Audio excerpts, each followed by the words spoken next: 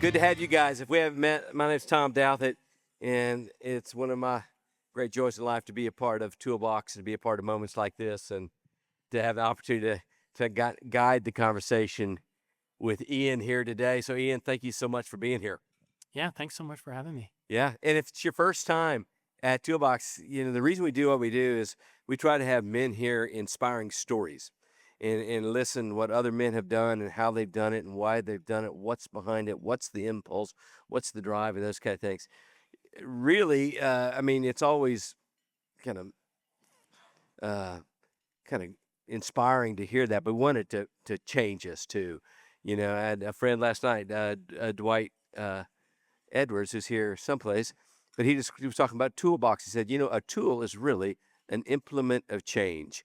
And what we always hope for is that something goes on in a conversation with another man that becomes a tool that helps all of us to grow and change in ways that might be best. So with that, we're fired up to have you here today. Yeah, thank you. Yeah, good. So let's start this. Your dad just kind of gave us a lowdown, but you're a local guy, grew up here, went to Houston Christian High School in the neighborhood, off to the University of Richmond, and then to the Coast Guard Academy.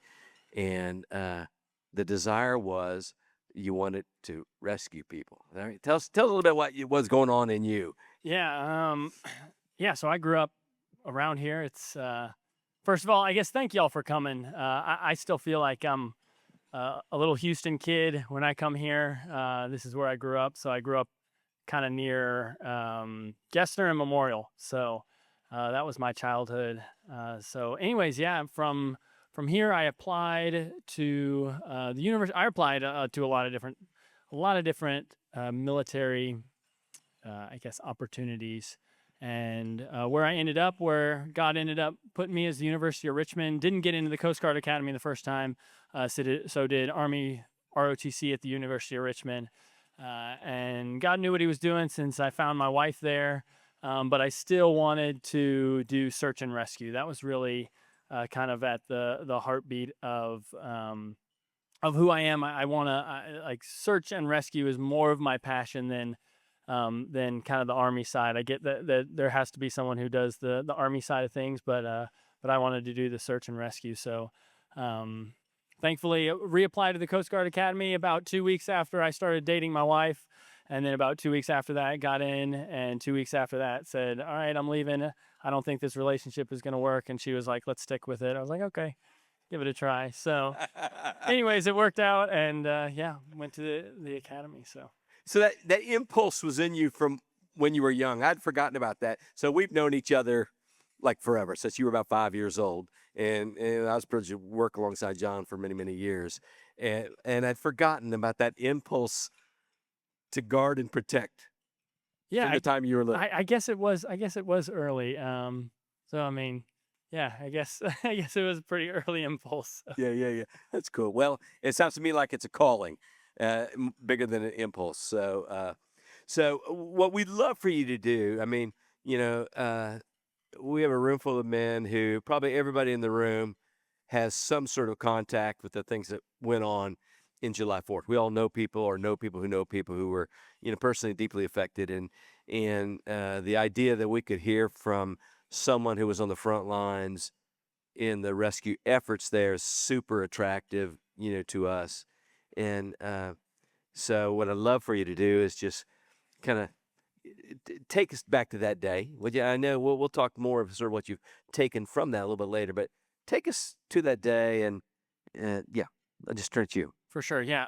First of all, I understand that, Houston especially has been super affected. There's still, the emotional heartache that maybe many of you are going through, either knowing people who have died, being close to them. I just want to acknowledge that initially before I get into the story, because there's exciting parts of the story. There's, different parts of the story. I don't want that to be lost initially, that you're, I understand that regardless of what we did, that the heartache might still be there. So just wanted to acknowledge that at the beginning. So I love that you told me that what you're trained to do, that your activity is always somebody's worst day.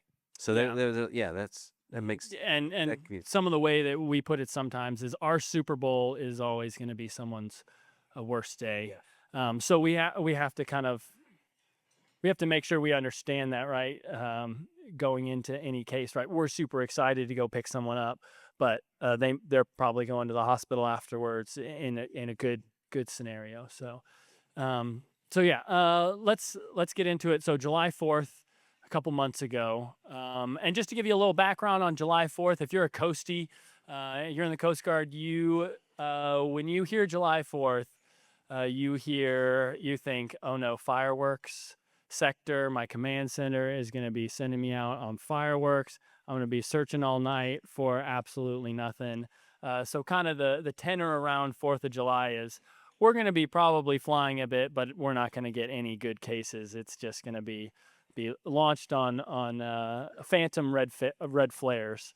So anyways, that's kind of what I was expecting that evening. I went to bed, had the duty phone just by my bed, and that's usually how we get our calls.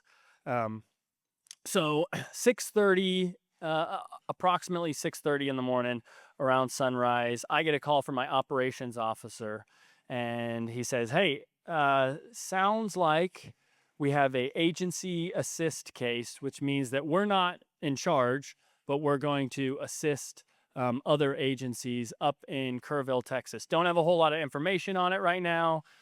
Sounds like the river is flooded a bit, and there's some people that are stranded on campgrounds, possibly hundreds of people, but not sure." So when I hear that initially, right, that's kind of a unusual call because it's to the north. It's outside of our area of responsibility. We generally operate all along the coast, so we are large and in charge. When we're offshore, we're usually operating single ship. That means we're only a single helicopter offshore. We're telling people what to do, and we know what's going on, kind of thing. Once it gets inland, once a search and rescue case gets inland, then it's no longer under our jurisdiction, and we are going to be the agency that is assisting. So it's an agency assist case.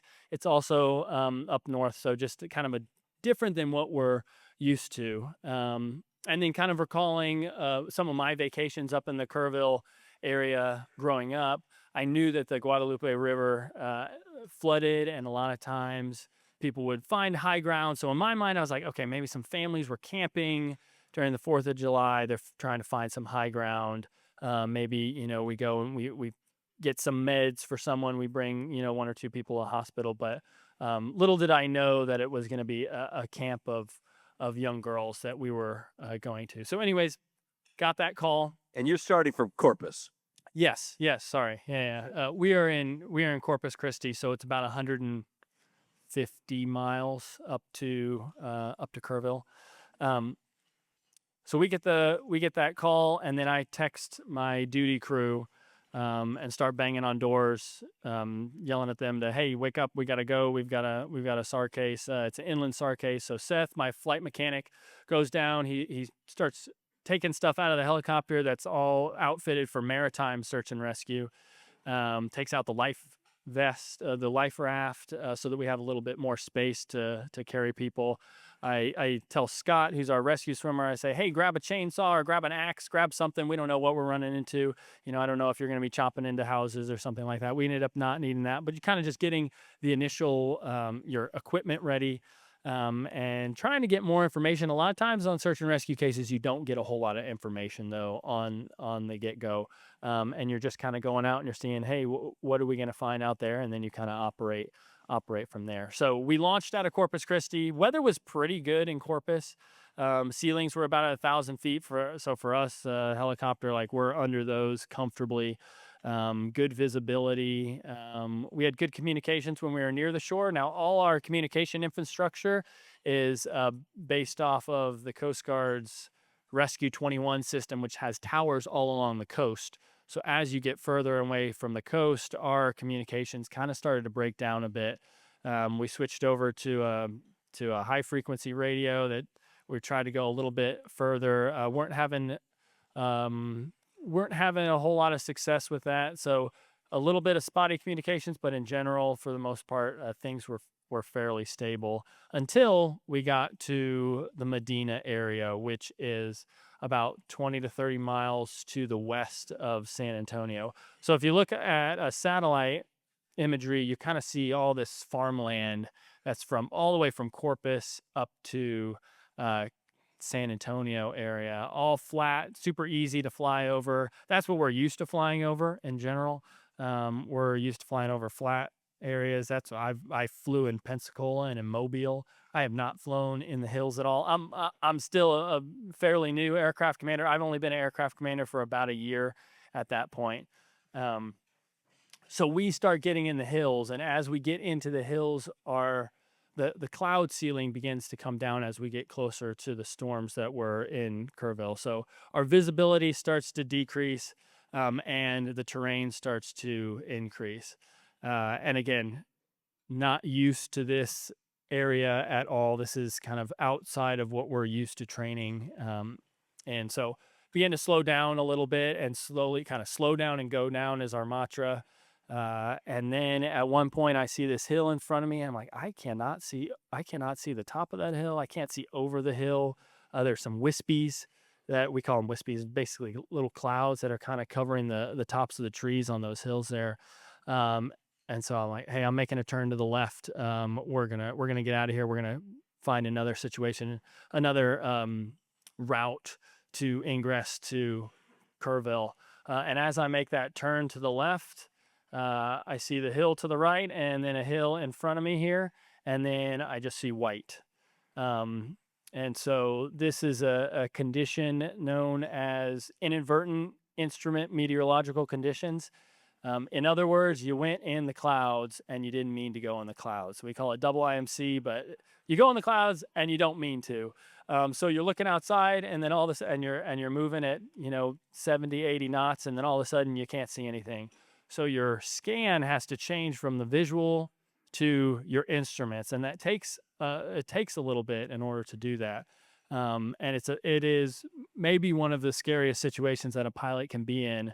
For example, Kobe Bryant, that whole situation, right, was they went from visual conditions to instrument conditions, and were unable to recover. So even that story's in the back of my mind when I'm doing this. So we go in the clouds, and I had just seen a hill to my left, so I hit the go around button, or as I like to call it, it's the Save Me Jesus button, and it levels the wings, and it gets you out of there. It doesn't clear you. It doesn't know where the hills are, but basically it levels your wings and climbs you up and away. So I hit that button, and probably the scariest 15 seconds of my piloting career, just watched the instruments, monitored them as we flew up and away over the clouds, and thankfully I'm here, and we were able to get over those clouds, get over those hills in the instrument condition. So now we're in the instrument environment, and when I say that, I mean we're locked on our instruments. We're not looking outside at all. We're in the instrument environment, but we're not up with air traffic control. So that's also a scary thing, right? Because you're not getting vectors from air traffic control.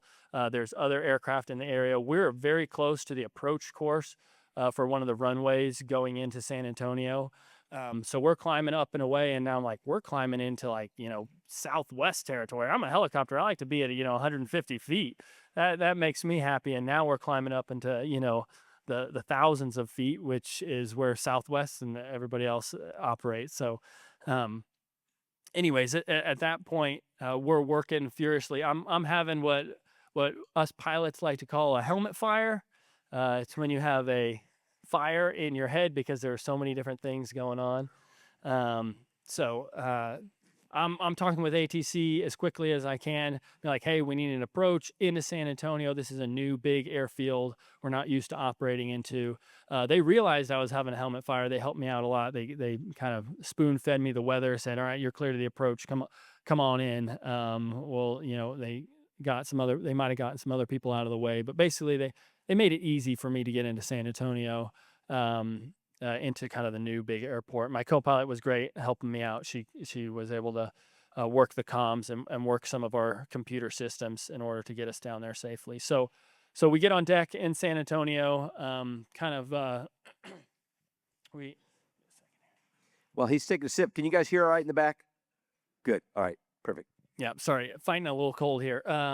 So we get through the clouds down. We can finally see the airport in San Antonio. We land, and we're kind of, all right, let's take a breath. Let's take a moment. We just tried to go under the clouds. That didn't work. We went inadvertent IMC. We went into the clouds without trying to. Let's call our operations officer again. Let's see if we can find a different way to get into Kerrville. Call the operations officer, and at this point, more information starts coming through. They're like, "Hey, they're launching National Guard squadrons from both San Antonio and Austin. DPS is now getting involved. Like everybody is getting involved. There are hundreds of girls stuck at this camp." So our gain, when we look at our risk versus gain matrix, our gain matrix has just increased. So as we're talking to our operations officer, basically the decision to continue is unanimous between among the crew. Like we're going. We're gonna continue to find a way to do this. So we get back in the helicopter, refuel, kind of get a little snack, so we're ready to go. And then this time, instead of trying to go under the clouds, we're like, hey, we're just going to commit to the instruments. We're going to try to go above. We'll try to shoot an approach into Kerrville, which basically means we're using our instrument system in order to get down into Kerrville. So we get up into the instrument environment again. Everything's fine. Like we're up with ATC just fine. And then we get to the, what do you call it? It's like it's called the final approach fix technically, but basically it's the checkpoint in order to get into Kerrville on that instrument approach coming down. And I see on my radar, there's just red precipitation right over the Kerrville airport. I'm looking on my iPad, which is a different source. Same thing. I call ATC. I'm like, hey, do you see a hole? Do you see anything that, like, if we just get a moment, like where if it goes yellow or green, like we'll go for it. And they're like, no, it is extreme precipitation right over the airport. And I was like, all right, like request holding at my present position. We're just going to hang out here and see if a hole opens up that we can get down there. So we start holding at that final approach fix at that checkpoint to get into Kerrville, and just waiting basically until we burn down on fuel. And at that point, the conversation between myself and the crew was, all right, we're going to have to find a different way. We tried to go under it. We tried to go over it. And now we're going to have to find another way to do it. So we did an instrument approach down into the Bernie airport and got down there, got some fuel. They were actually having a 4th of July party, which was awesome. They gave us a bunch of hot dogs, and they were like, they gave us a whole like dozen cupcakes. I'm like, what are we going to do with a dozen cupcakes? They had like a little coffee shop there, gave us free coffee. It was that was a great spot. So if anyone's from Bernie, thank you. That was great. So kind of got set up again, reassessed. Hey, what are we going to do? How are we going to do this? And the conversation ended up being, I was like, hey, I'm going to fly.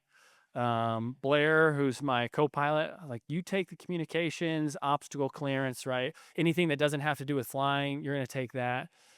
Flight mech Seth, how about you pull up Google Maps? Let's try to drive to Kerrville. We're just going to drive there. We're going to fly at like 150 feet. We'll fly right over the roads. And if we need to land, if the weather gets too bad, we'll just land on one of the roads. Nobody's driving up here. And it's kind of one of those situations where, like, you're just trying to come up with stuff to make something work. So, and then Scott in the back, rescue swimmer, I was like, hey, just pull up your weather radar on your phone. And so we got weather, maps, comms, and I'll fly. And we'll kind of work that. Everybody stay within their lane.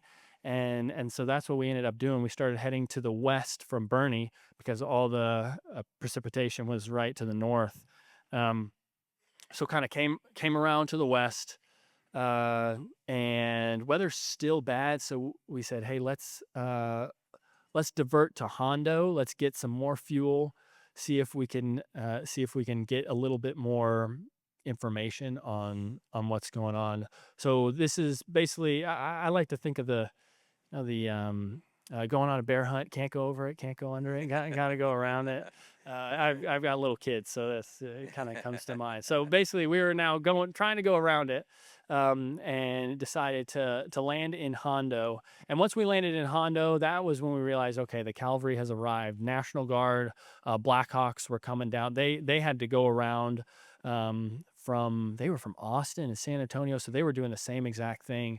Some of them had they had gone double IMC, so gone into the clouds without planning on it, in formation too. So all of us were kind of dealing with a lot of the same issues. Once we got on deck in Hondo, refueled, and were able to talk with a Army pilot there.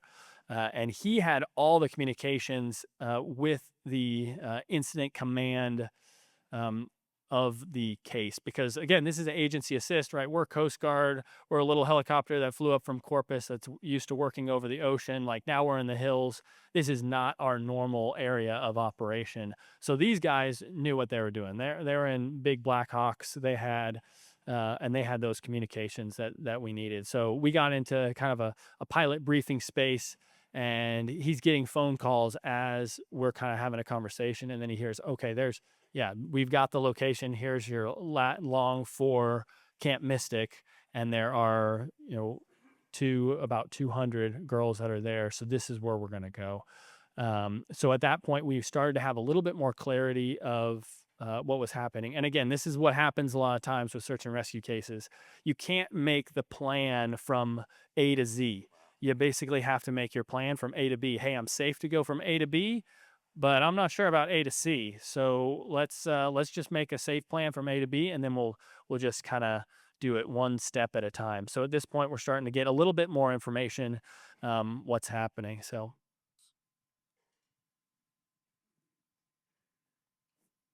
Sorry. All right. So we're in Hondo, and we're moving.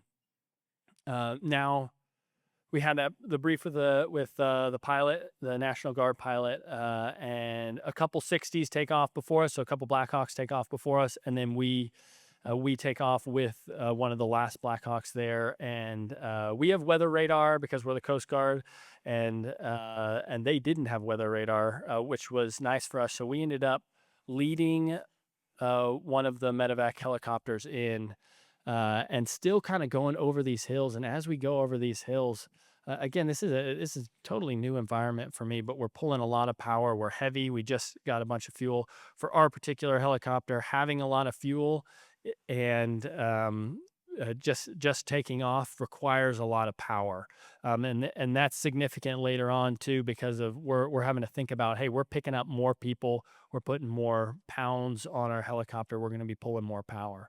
So we're kind of going over these hills and still working through kind of low clouds, but we have a little bit better system now, between the kind of the system that I talked about earlier with the Google Maps and everything. So we're trying to follow these roads a bit better.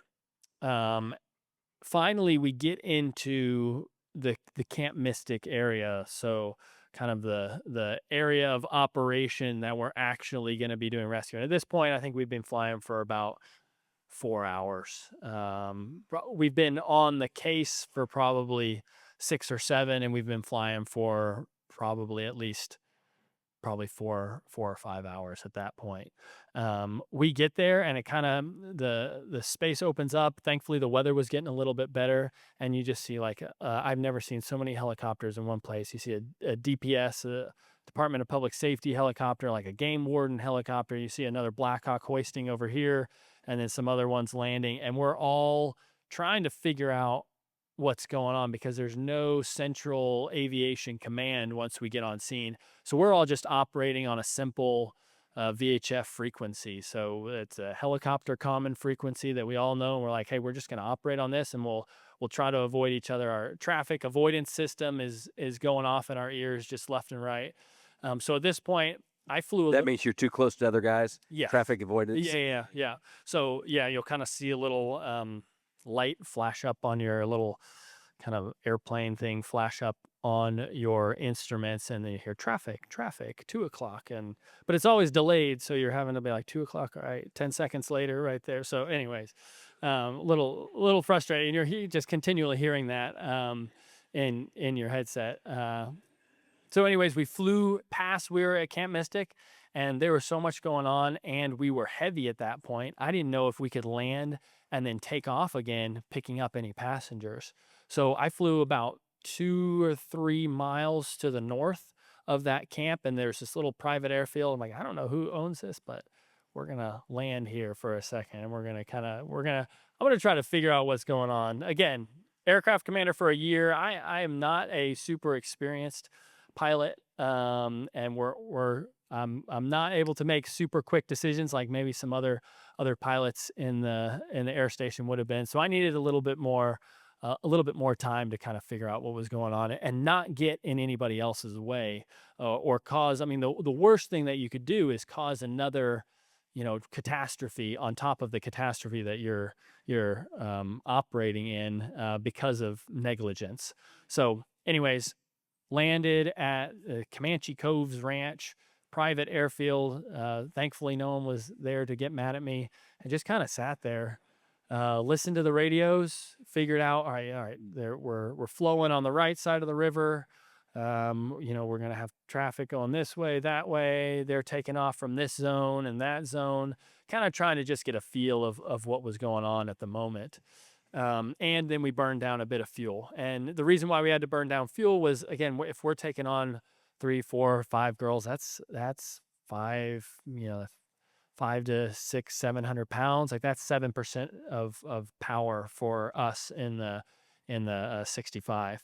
So we end up kind of hanging out there for about 20 minutes. My crew is incredibly patient with me. Like, right, all you want to do once you get on scene is you want to go in there and you want to effect a rescue. You want to go grab them, and you want to go fly and rescue. We want to rescue people, right? We're the Coast Guard. But so being patient was maybe one of the like mentally hardest times of the case, because you're just having to sit there, you're having to wait, and you watch, and you're listening to these other people doing rescues, but you're like, I know we can't quite do it yet because of our power limitations. So as we're sitting there kind of talking about some of our calculations with power and how we're gonna do this thing, like, hey, Scott, I think we're just gonna kick you out. You're 200 pounds. That's 2% of power. I can take probably 2 girls for the weight that you've got. Right? You've got like a big bag of search and rescue stuff. Like, you're out, man. I'm sorry. So that was the plan, and we were rescue swimmers. So rescue swimmers are kind of a they're a mix of Navy SEAL and surfer dude. So he was more than happy. Oh yeah, kick me out. I'm gonna have a great time. It's fine. So he was fine to get kicked out. We landed so basically took off from that private airfield, and then finally we had enough power to do an approach into Camp Mystic. Landed there and kicked Scott out. Had him go and start rounding up, hey, who's the most scared, who's the most tired, and they had all been up since 1 or 2 in the morning, and they don't have water, and I see some of them without shoes. I'm like, hey, make sure they have shoes, and Scott's like, they don't have shoes. He comes up and tells us their shoes are gone, kind of thing, because I want to make sure they were safe getting in the helicopter. I was like, all right, let's like this, they're in it's just incredibly sad situation. Thankfully, all of them were in good medical condition, but mental condition just so devastated and sad when we're getting there. So again, we're kind of in the zone, the flying the helicopter zone. We're not necessarily in the compassionate feely zone at the moment. We're just like, let's get people in. So it wasn't until later, and we'll kind of get into this maybe a little bit later, just kind of the more of the emotional side of it. But at that point, Scott's bringing about 4 or 5 of them. I think it was 4 on our first round. We got them in the back. Didn't even have enough seat belts for all of them. But in a situation like this, it's just like, hey, come on in. We'll close the door and we'll get you somewhere safely. So at that point, took off. Had just enough power. You kind of do a little power checks to make sure, okay, I'm going to be able to take off with you, barely here, but we've got enough power to be safe. Took off from Camp Mystic and then went to the east to our casualty collection point, which was in Ingram, which is kind of in between Mystic and then the Kerrville Airport. It's a high school and middle school. They got softball fields and practice football fields and stuff. And so the whole EMS was there. And then you had a bunch of helicopters coming in and out, just dropping girls off, taking off and coming back. So that happened for, I think we did 3 different runs of that. We ended up going to a spot a little bit closer to the river. So the big Blackhawks, they weigh about 20,000 pounds. We weigh less than 10,000 pounds. So they stayed a little bit higher up because they were sinking into some of the ground near the river. So we took kind of the lower ground, and some of the DPS helicopters and game warden helicopters did that as well. We had about 3 runs, and then at that point we're running out of fuel. Went back to Kerrville, refueled, talked to my operations officer. I'm going, mentally just, I mean, mind is running. Hadn't eaten all day or anything. Didn't matter. Didn't feel hungry at all. It's just like you're just running on pure adrenaline the whole time. Operations officer is like, "Hey, are y'all good?" And I'm like, "Oh, absolutely. We're 100% good." He's like, "Are y'all good?" And I'm like, "Yeah, we're good." And he's like, "Okay, you get one more round of fuel, and we're gonna send in reinforcements for you." And at that point, all of Texas is trying to figure out, okay, who are we gonna send in next, because we know we're gonna need more people. So anyways, we go back out, we get one more round of girls, and then we go and we pick up Scott, who's the Energizer Bunny. He was out there the whole time for 2 or 3 hours, triaging patients and loading them onto the Blackhawks and DPS helicopters. We didn't even see him for about 2 or 3 hours. We checked in with him maybe once on the radio. I was like, "Hey, how you doing, Scott?" And he's like, "Great, doing good," kind of thing. So it was just quick check-ins like that. So we ended up picking up Scott, and then flying back to Kerrville, landing, and and that one of the sweetest moments of a great moment was seeing my direct supervisor. He's about 6'4", this big, strong guy. I see him down on the other side of the taxiway.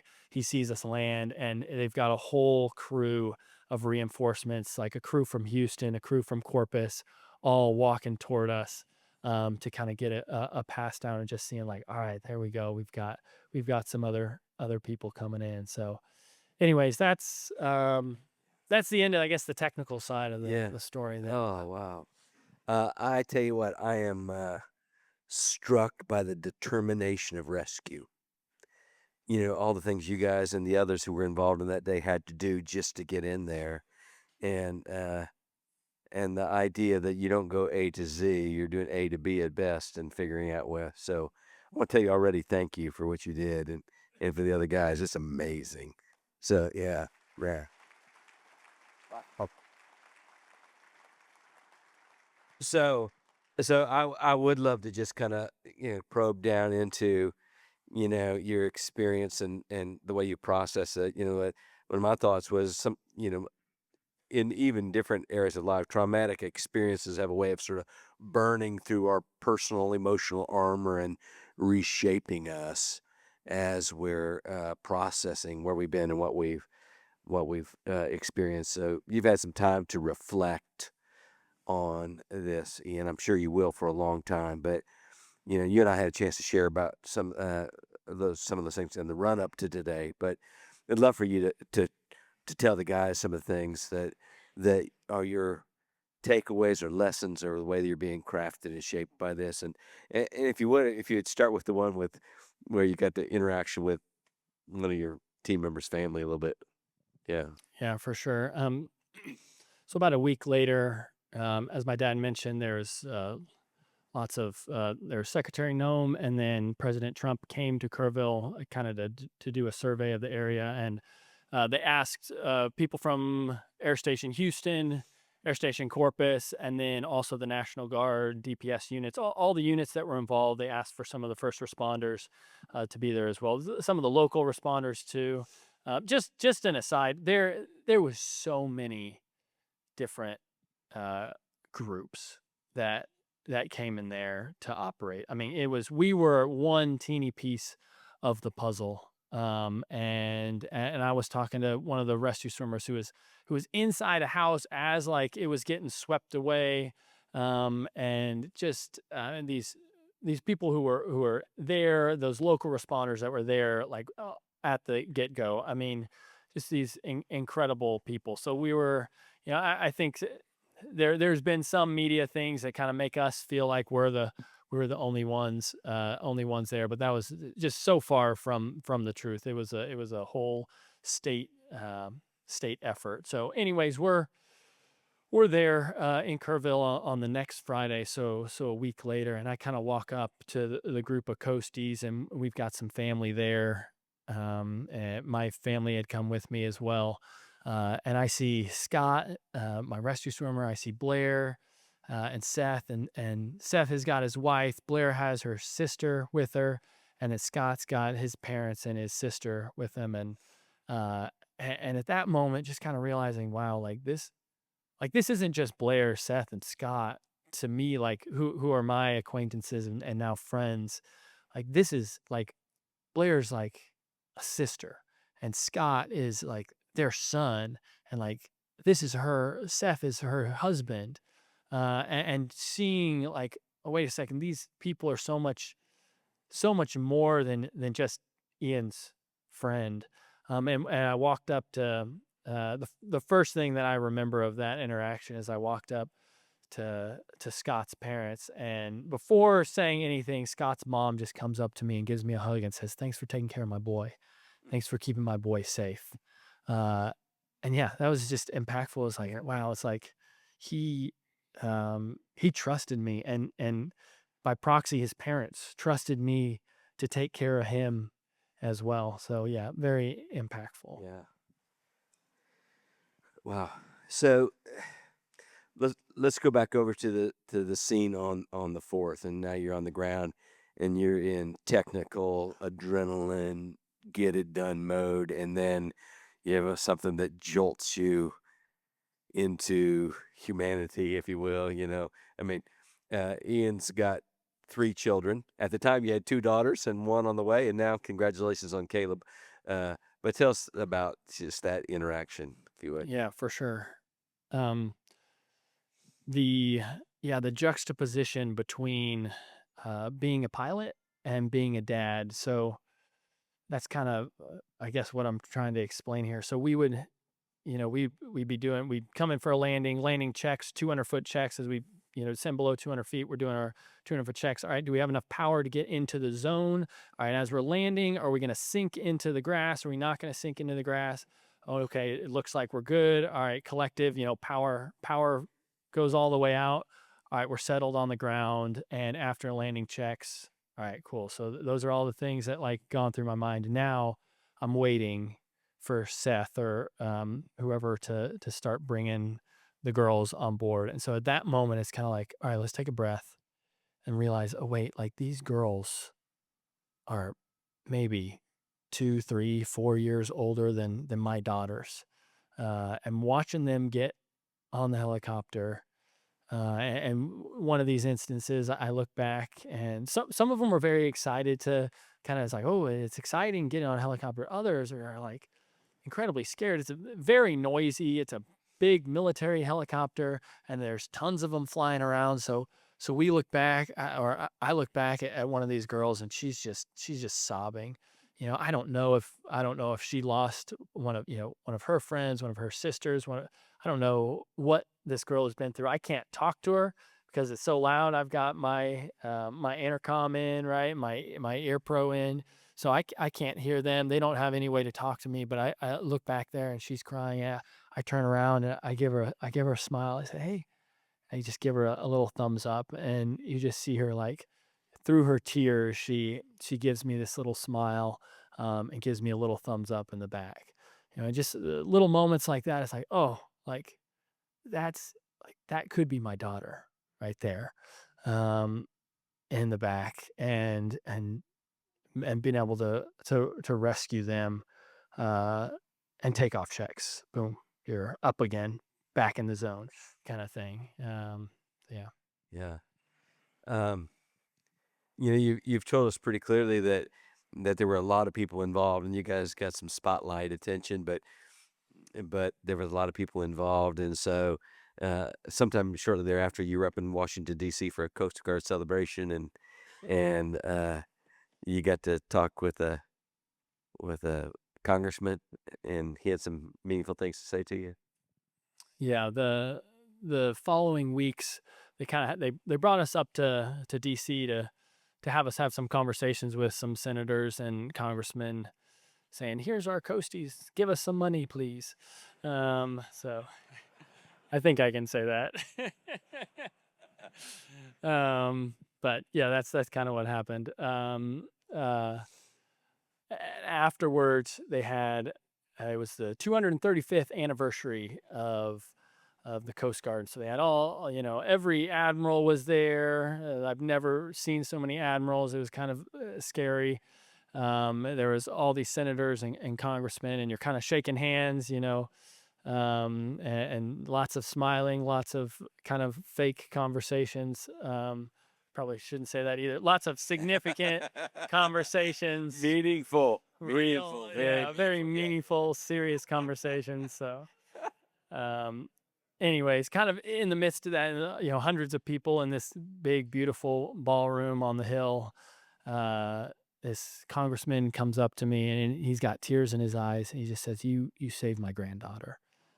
I was like, that is why I do what I do. Not like all this, all the pomp and circumstance and everything that's going on here. Like that doesn't matter. But like we got to save your granddaughter. Yeah. That's what impacted me. So that really kind of tees up. I mean, that kind of impact. There's this dynamic that probably a lot of guys know of. It's called the butterfly effect, where a small event went someplace, like a butterfly flapping its wing, can ultimately have some kind of large effects somewhere else. Well, there's no small effects in this. This is all big, but there is this ripple effect of consequence that comes out from what you guys done. And I know you've done a lot of thinking about that and kind of the privilege and being in a place like that, et cetera. Yeah. Yeah. I went to work on July 3rd. I just went to work. That was a normal day for us. We did our normal duty brief and did other work things. I think we flew the night before. Seth dropped his water bottle out of the helicopter the night before, and we were all making fun of him for that. But then we forgot about it because of this case, right? Just normal, like normal little things, right? That you're kind of like, oh wow, like that was we just went to work, and and it kind of like one of the things I reflected on, and I'm still, if I'm slow here, I'm still processing a lot of this, but. If you think about Ruth from the Bible, right? She decided to go instead of going back to her land in Moab. She was like, I'm gonna go and be with you, Naomi, and I'm gonna serve your God, the true God. And that one decision, like, no, I'm gonna do this. I'm gonna go with you. And that one decision to do that, she ended up being the great grandmother of King David and a descendant of Jesus the Messiah. And it was her decision to do the small right thing. And she didn't even know the impact that the impact of history and humanity that she was gonna have. And sometimes for us, I think it's so easy, and just the busyness. I mean, as I know how busy Houston is. It's so busy, and my job's busy. Everyone's busy, but sometimes showing up to work, being like, "Hey God, I'm gonna give you this day today." We have no idea, like how God's gonna use that. Yeah. I think when we were talking, you said something about, that if a man thinks in terms of how does my skill training experience have application in what's sitting out in front of me in an opportunity right now, if we think like that, I mean, not to create that downstream effect, but never knowing the way the difference our work will make in someone else's life.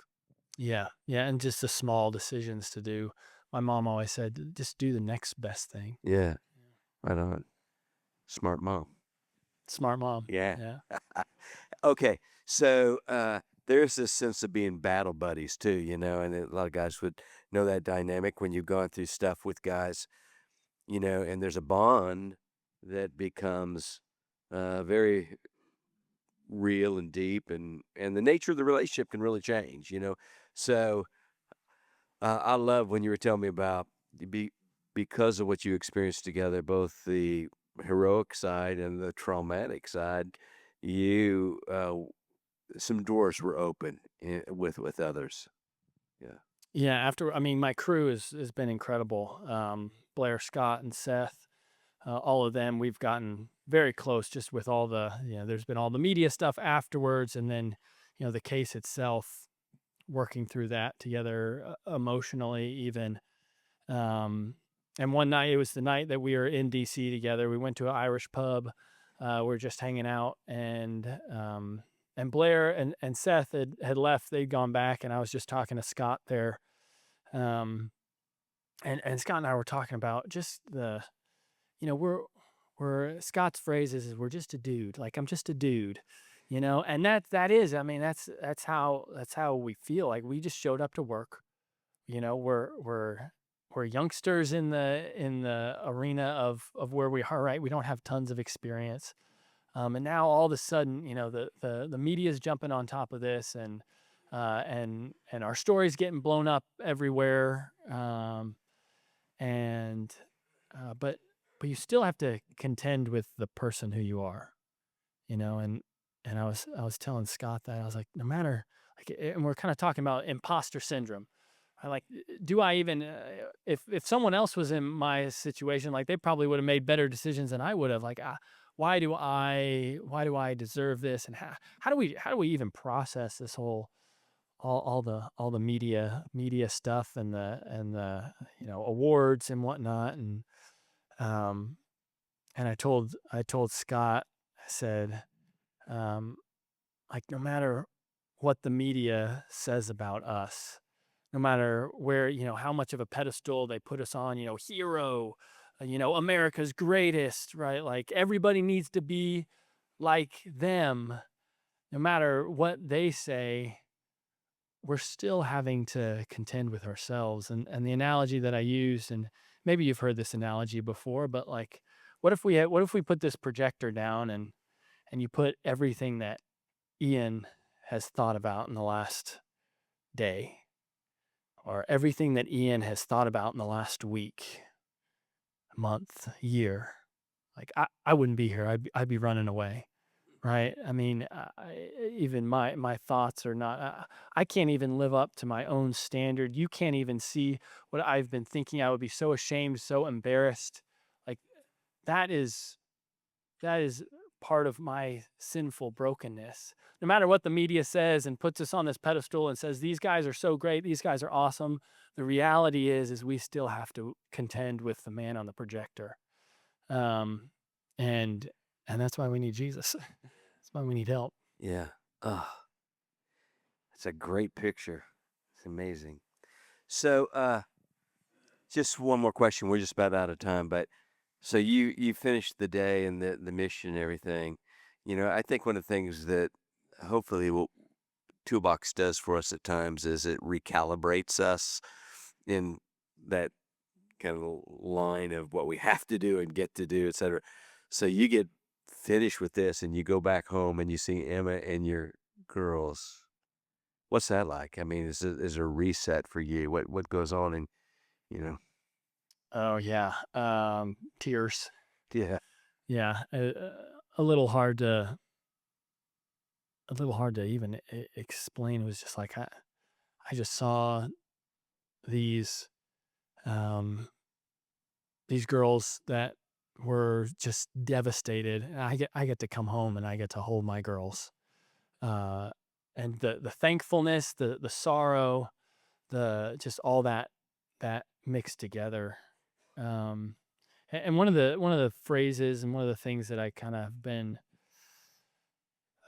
thinking about is God allowed me to be in the position that every single dad would have wanted to be in for his daughters that day. You know, a helicopter pilot in a military helicopter with fuel and, you know, food, and like I had everything that I needed to do exactly what any dad would have wanted to do that day, and kind of feeling like a representative for those dads of those girls. I mean, again, looking back, I remember that first load being like, "Oh my goodness, I'm picking up my daughters, you know, and I'm bringing my daughters to safety." Um, so yeah. So we have a lot of guys in the room today, and everybody looks so great. But in a room this big, there's always somebody who's in a ditch of some kind. You know, you don't show it, but it's so. With your rescuer mentality and heart, can you what if a guy in the room was in a hard spot today? What would your coaching be to him, Ian? Somebody's coming for you. Um, Well, and yeah, I've been thinking about this a bit. Is, you know, any one of us helicopters could have said, "All right, hey, like this is just we're gonna hang back," right? And everyone probably would have been picked up, and the outcome would have been the same if any one of us would have said that. Um, but that's not what happened. We all wanted, you know, DPS, National Guard, Game Warden, Coast Guard, like we all wanted, yeah, let's go get them. Like it's time for us to go. Like I don't want any of those girls to ever hear that, oh, like the Coast Guard just stayed back. No, like, you know, we went out and we went to get them, because I don't want any of them to feel like we didn't expend every single resource that we could, to go and go get them. Um, and I think of Jesus's words. Jesus came to seek and to save the lost. Seek and save, search and right. rescue. Wow. Right? Seek and save. He came to search and rescue.